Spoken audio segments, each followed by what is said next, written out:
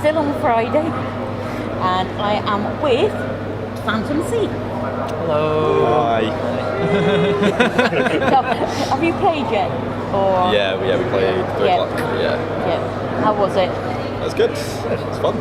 Yeah, it's really good. It's one of the biggest audiences we've played Really? to. Yeah, easily one of the biggest audiences we've played to. The stage is amazing. This is our first festival. Right. Okay. So It's a big thing. it's a big thing, yeah. Compared to a gig, you know, where you have a whole range of people and different people coming to watch you. So it's really quite a nice thing to have. So after today, what are you up to next?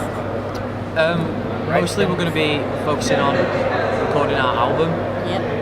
which we're in the process of doing right now, but we put it on hold to kind of prepare for this. Yeah. But then after this, we're fully focusing on recording our album things. Right. Okay. So you've got enough songs. Which stage are you in? Or you started the production? Or where are you with it at the moment? Well, 80% there. 80% there, right. Almost all the songs are almost all written. There's 2 or 3 more to do, and then it's all recorded. It's all recorded. Oh, so have you got a title for the album yet? That's a question I feel to mark. Yeah, I kind of spearhead most of that stuff now. The album is going to be called Vulture Down, and it's going to be out later this year. No set release date, just late 2016 or something. When will you have a launch album party, you know, to get it going, or you're just going to go? Yeah, we'll look into it. Yeah. But where we're from, it's not the biggest scene to kind of Do that. so it's kind of hard to do it. It's very difficult. We had a good launch for the EP though. Oh yeah, the last EP we did, we had a very good launch for that. A fair few people turn out for it. So Oh, that's good. That's always a good thing. And have you got any more gigs lined up anywhere? Not booked as of yet. We want to focus on getting the writing and recording, so the bulk bit's down, and then kind of when we've got that out of the way, we can kind of focus on that. Right. We just want to make sure our set's kind of sorted with all new stuff, because we kind of use this opportunity to kind of almost like have a fresh start again. Right. So we're kind of making sure that we've now got a whole bunch of songs we can go out with and not have to kind of substitute songs and have covers instead. We can just do all. Right, so it's all your own. material. Yeah. we're going to be an originals band. Right. Excellent. My first random question: Marmite, love it, hate it? Love it. I've never had it, but I'm going to assume hate it. Or try it first. You're going to have to give him some. Hate it. Hate I it. couldn't hear your question, sorry. Marmite, love it, or hate it? I never tried it, really. Oh, right. This is it. Next time you stay with them, get them to try it. So we know. I tried it when I was in primary school, like a long time ago. The teacher brought it in for us, all for the children, and it was just like, oh god. That's a little bit torturous. Yeah, it was. Alright. And in the news this week it's been about AC/DC and the singer not having to give up Yeah, I've heard about that. singing and everything else. And there's talks about maybe somebody else standing in and singing, or should they be calling it a day and go out as they should?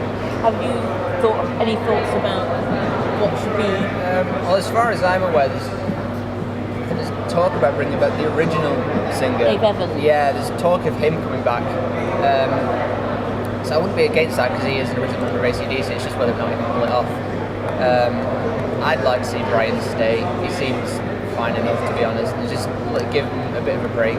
Because they do a very rigorous touring schedule, and considering how old they are, that's insane. So just give him a bit of rest and we'll be back again.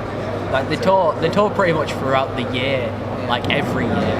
Yeah. So, and they never really have much of a break. So I'm not particularly surprised that he's kind of losing his hearing, especially considering like what kind of stages they play on. They always play on ridiculous stages. So He's really active. He runs around the stage and everything. Yeah. Like people that age you don't see doing that, and he's still doing it. So just give him a bit of rest and then back to it.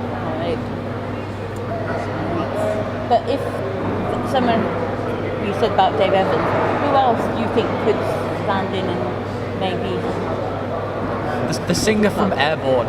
Yeah, that'd be pretty good, yeah. Joel from Airborne, because Airborne are basically AC/DC.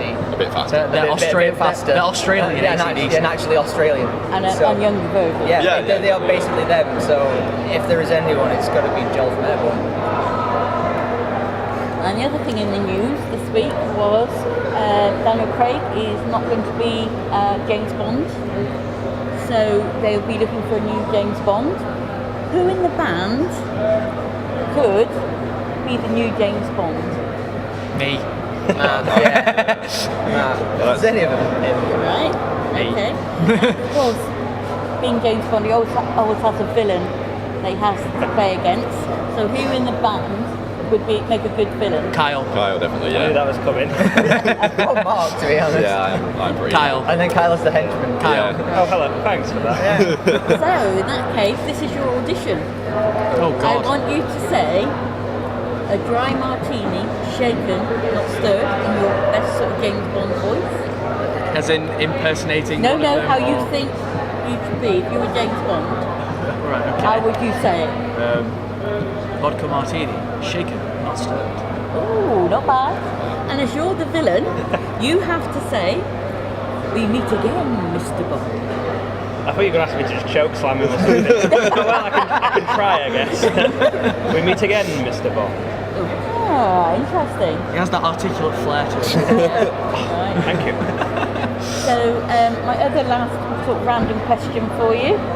What should I choose? Yeah, I'll do that one. You do the lottery together every week. You put the money on, and individually, we'll ask this individually.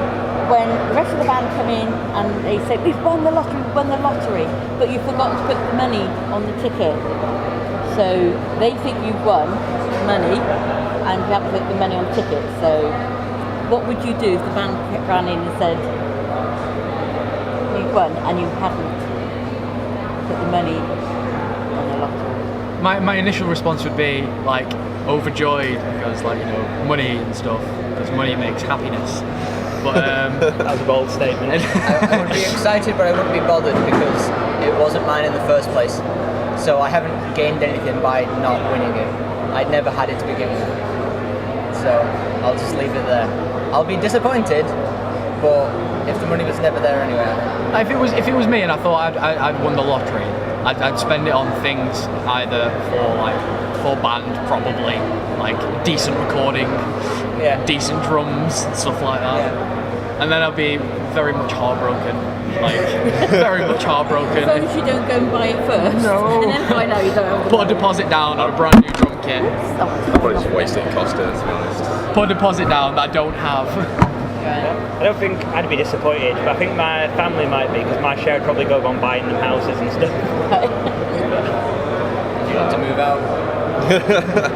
Well, I wouldn't have bought it, so be in the same situation currently in. I'm fine with not having it. It wasn't mine to begin with. Well, guys, thank you so much for giving me some of your time. I enjoyed that. I hope you did too. Thank you for having us. Yeah. Thank you very Catch much. you again somewhere. Yeah. All right. Thank you very Cheers. much. Thank you. Cheers. Thank you. Thank you.